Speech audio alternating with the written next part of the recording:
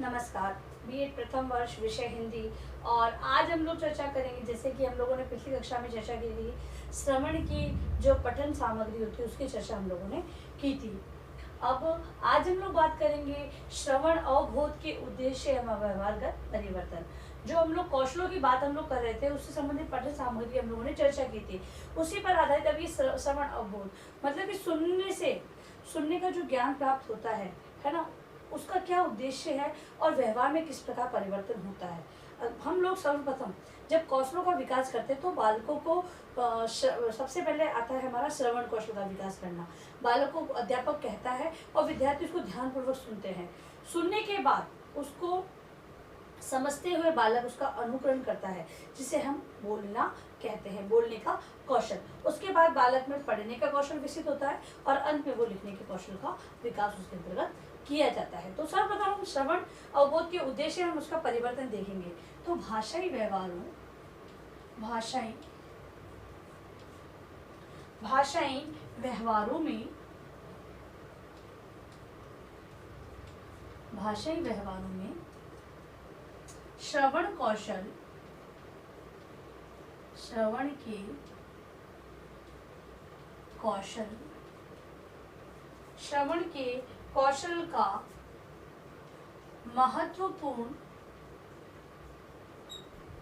श्रवण के कौशल का महत्वपूर्ण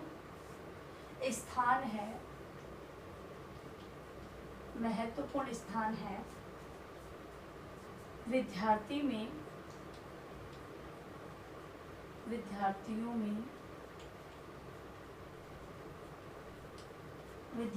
में श्रवण की प्रवृत्ति होती है।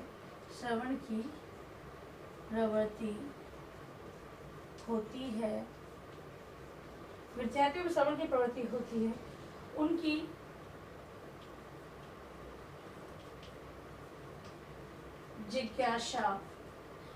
जिज्ञासा श्रवण से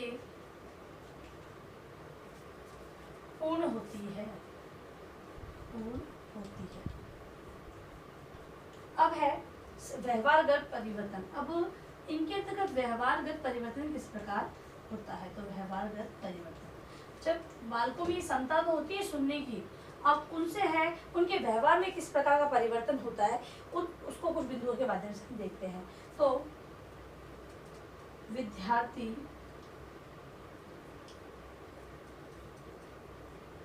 विद्यार्थी श्रोतव्य सामग्री,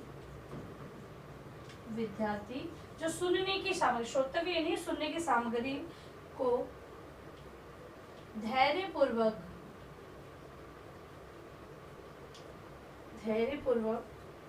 सुनता है। दूसरा है सुनने में शिष्टाचार का पालन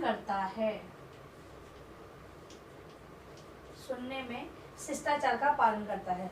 अगला है मनोयोग पूर्वक,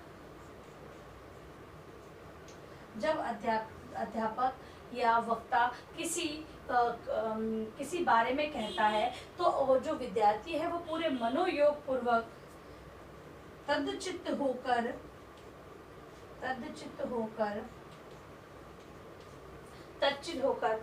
बात का श्रवण करता है। क्योंकि विद्यार्थियों में सुनने के कौशल का विकास स्वतः ही होता है। मनः स्थिति के आधार पर, किसकी मनः स्थिति, तो विद्यार्थी की मनः स्थिति, क्योंकि श्रवण कौन कर रहा है, इस कौशल का विकास किसके अंतर्गत स्वतः ही रहता है, तो विद्यार्थी के अंतर्गत रहता है। तो मनः स्थिति के आधार पर मनः स्थिति के आधार पर श्रवण की हुई बात को समझना, मनः स्थिति के आधार पर श्रवण की बात को समझना। फिर है स्वराघात, बालाघात, स्वराघात, बालाघात और स्वर के उतार चढ़ाव,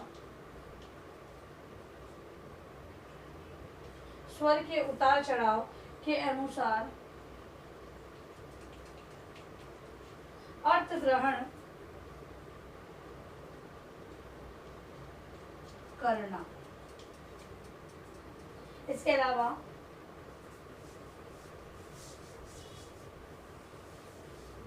बहुत सारे व्यवहारगत परिवर्तन होते हैं बालकों में।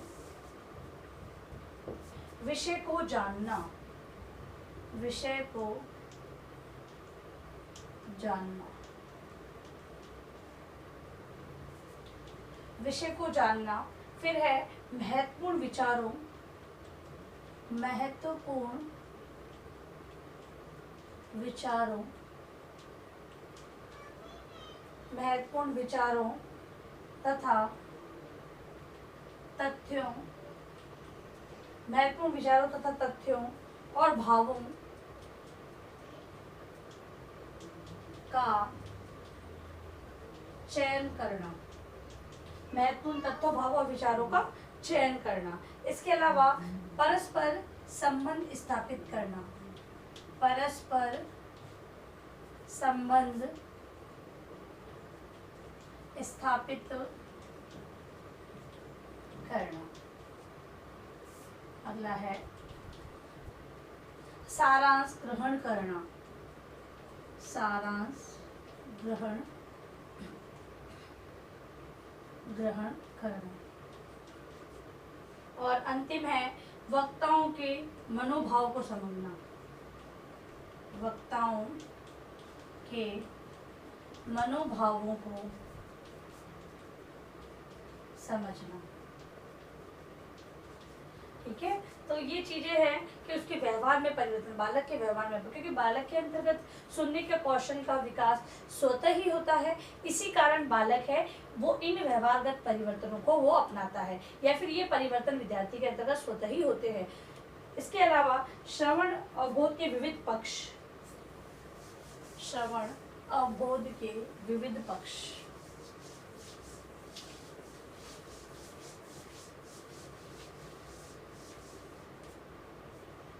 अगला अगर हम टॉपिक है तो श्रवण अवबोध के विविध पक्षों की हम लोग चर्चा करेंगे। तो कौन कौन से पक्ष होते हैं? तो पहला पक्ष है सुनने और समझने का अभ्यास। पहला है सुनने और समझने का अभ्यास, सुनने और समझने का अभ्यास। अब विद्यार्थी सुनते हैं और उसे समझने का अभ्यास वो करते हैं। इसके अंतर्गत दो बातें होती है। पहली होती है मनोरंजन के हिसाब से वो सुनते हैं, और दूसरी बात होती है विविध घटनाओं की जानकारी, विविध घटनाओं की जानकारी प्राप्त होती है। ये दो प्रकार से होता है। अब इसके कारण बालकों में किस प्रकार का परिवर्तन होता है? छात्रों या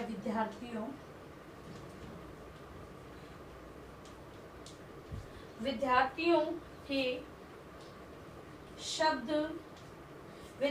शब्द एवं शुक्ति भंडार में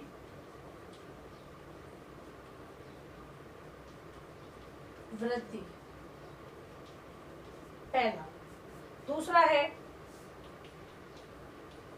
विद्यार्थी की कल्पना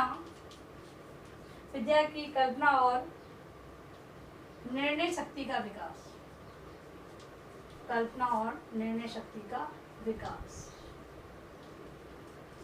अगला है यथार्थ जीवन से परिचित, यथार्थ जीवन से परिचित होते हैं विद्यार्थी। जब अगर मनोरंजन के रूप में लेते हैं या विभिन्न घटनाओं की वो जानकारी प्राप्त करते हैं तो उनसे इन प्रकार का बदलाव होता है। इसके अलावा कथा शैलियों का परिचय देना विद्यार्थी सीख जाते हैं। और अंत में मनोरंजन के विभिन्न रूपों का ज्ञान। तो इस प्रकार से और भी पक्ष हैं जो हम अपने अगले कक्षा में पढ़ेंगे। अब आप लिखिए अपना गृह कार्य प्रश्न।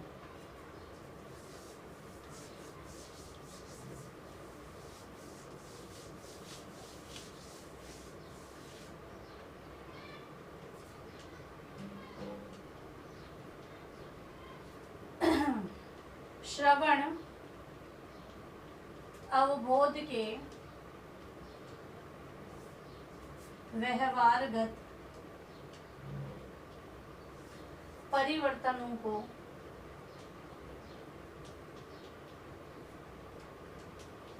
समझाइए। ठीक है, तो ये आपको केवल व्यवहारगत परिवर्तन समझाना है। पक्ष अभी बाकी हैं, उसको हम लोग नेक्स्ट वीडियो में कंटिन्यू करेंगे।